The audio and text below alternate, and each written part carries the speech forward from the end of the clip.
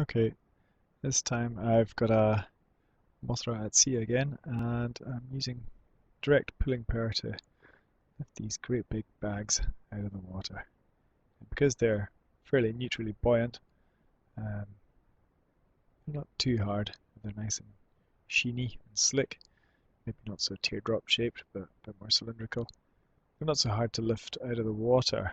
If you lift them high enough, say you're lifting them 10 meters through these bars here, through these rollers, 10 meters above this pump here, so that frame's about 10 meters high.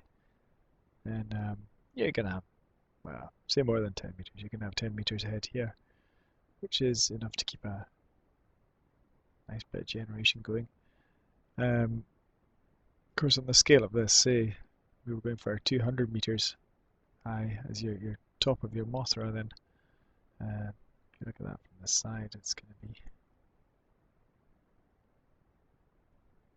yeah, about 21 meters there at least head.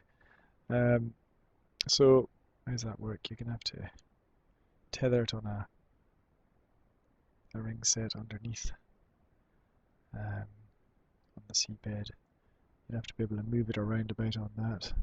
That's ridiculously large, that tether set.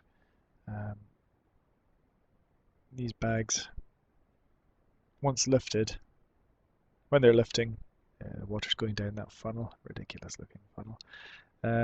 You can see this flap here is sealed when it's lifting. What am I seeing there? The rendering was a bit odd there.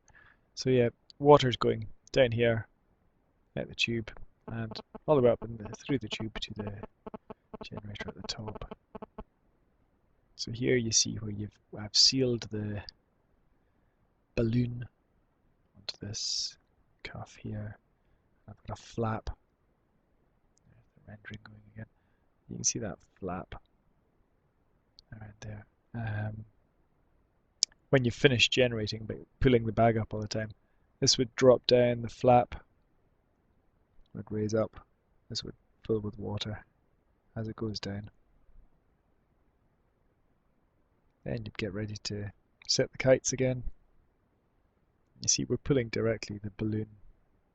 This is, see that's balloon skin there that's been pulled through these rollers.